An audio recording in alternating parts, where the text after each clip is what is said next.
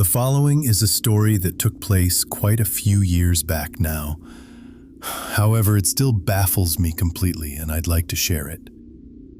I'm a teenager, and I've been in scouting, Boy Scouts for nearly all my life, and I really enjoy exploring with my friends and being trusted more as I'm older now.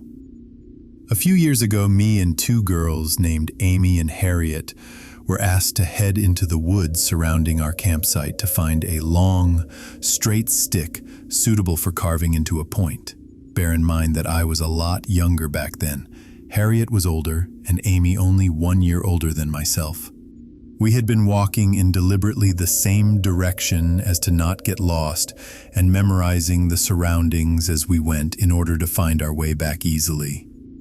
About 15 minutes in, we couldn't find anything to take back, so we turned around to return to the campsite. That's the initial panic set it. The trees had almost unnaturally knitted themselves together in such a way that it seemed our path was non-existent in the first place. Like it had just vanished. We looked around 360 degrees, and now everything looked exactly the same. Trees we could have sworn were different from one another appeared as all copies of the same tree. We kept walking in what we thought to be the correct direction, whilst shouting out for help, and eventually came to a concrete path, almost like a road but very thin, separating the forest, splitting it into two. We didn't follow the road as it went in the wrong direction to our campsite. On the other side of the path was more forest.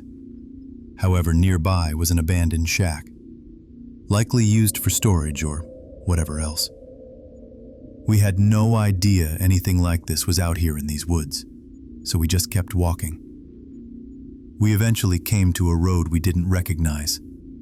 A woman wearing a pink and purple regatta outdoors coat walked past, and we frantically asked her for the direction of our campsite, as by now, according to our watches and Harriet's phone, we'd been walking for an hour and a half. She said she'd never seen us before, but she said there's another campsite in that direction. We followed her advice and eventually came back to our campsite. We frantically apologized for being so long and that we couldn't find anything. The leader, Ian, could see all three of us were shaken up, and he stated confused that we'd only been gone 25 minutes and that our free time was still going on. To this day, this baffles all three of us, as our free time was 40 minutes long, and our watches and phones had said we'd been gone for hours. The forest we were lost in felt crushing and claustrophobic, like we'd entered an area that the concept of time didn't apply to. I believe in the paranormal, however, this was so unlike anything I've heard or experienced before.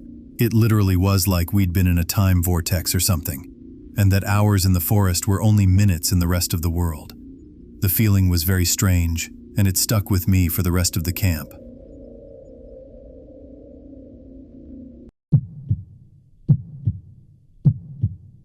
I'm a behavioral health technician, and I started a new job last September at what's considered a luxury drug and alcohol rehabilitation facility. The facility itself is a massive mansion that looks like a mix between the Banks Bel Air mansion from The Fresh Prince and a miniature White House.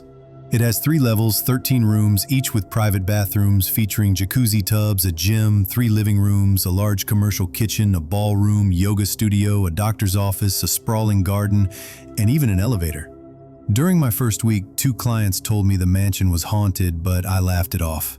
My schedule is 11 p.m. to 7:30 a.m., so most of the time the clients are asleep, and it's just me and a nurse alone in this huge house. It's usually very quiet. My office is on the 2nd floor, while the nurse's office, kitchen, and a large pantry are on the 1st floor. The pantry is always locked, and only the nurse has the key. A couple of weeks ago, the nurse came storming upstairs, yelling at me for scaring her by hiding in the pantry. I was completely confused because I hadn't left my office. When I told her that, she went pale and asked, "You weren't just in the pantry knocking and saying knock knock?" I reminded her that only she had the key. Without another word, she walked off. About 10 minutes later, I heard her speaking softly, so I went downstairs and found her on her knees in her office, praying in Punjabi. Around 6 a.m., the chef and handyman came in to start their shifts and asked how our night had been. Jokingly, I told him, "Casper scared Nurse J in the pantry."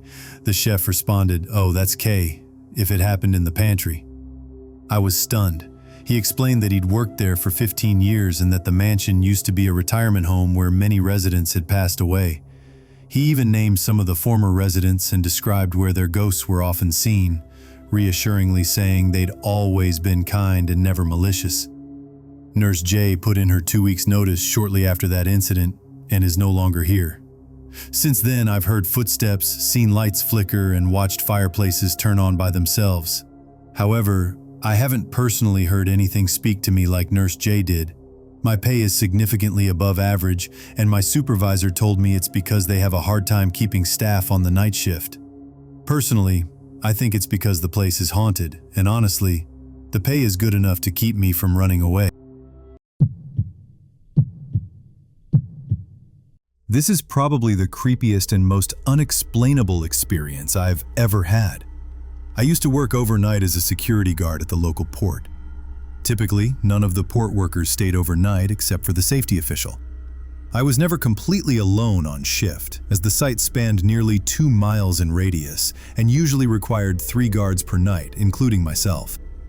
Although the port was large with several posts, the front gate was the main entrance area, and that's where all the guards would be stationed overnight since there was no need to cover other posts when there was no activity. Veteran guards who had worked there for years often said the site was haunted, citing accidents and deaths that occurred there long ago. I knew that people had died on site due to freak accidents, and being a religious person who believes in angels and demons, I was open to the idea, but I assumed the stories were just a way to spook the new hires. I worked 5 to 6 nights a week, and for the first few weeks, nothing unusual happened beyond the occasional creaking sounds and a few misplaced objects during my patrols. Nothing alarming. To give you a sense of the setting, this was a large site. During major construction projects, port workers would sometimes stay overnight, so the port included a gym for their convenience. The gym was quite old and featured a sauna, weights, and even a racquetball court.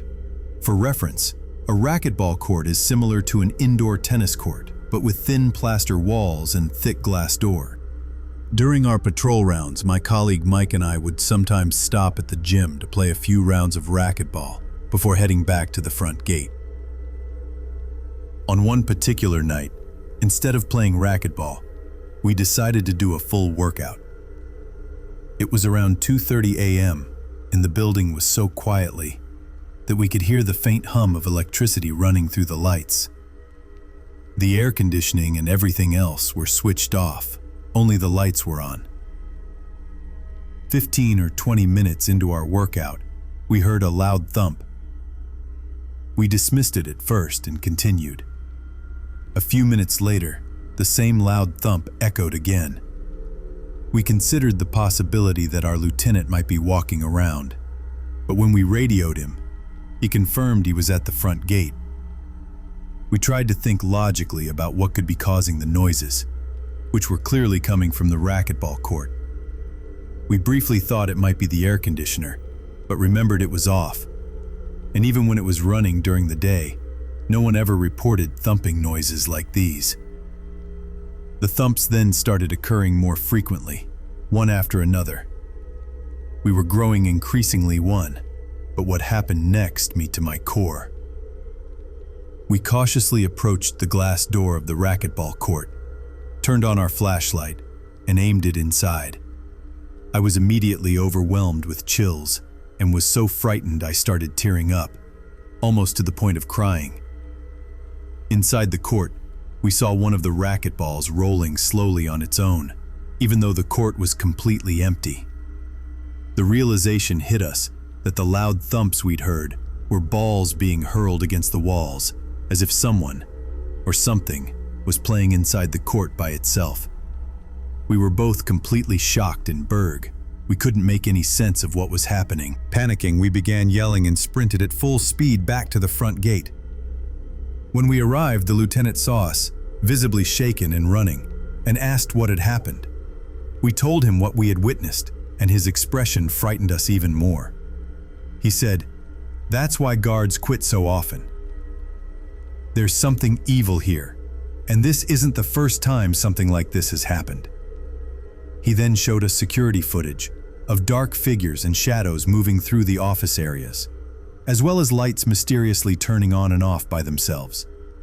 To this day, I still get chills recounting this experience to friends and family, and I'm getting chills even now as I type this. That night was my first real encounter with the supernatural. Some believe it was a demonic presence toying with us. Others think it was the ghost of someone who died on site. I don't know what it was, but I didn't stay at that job for much longer. There were other strange incidents too, but I'll save those stories for another time.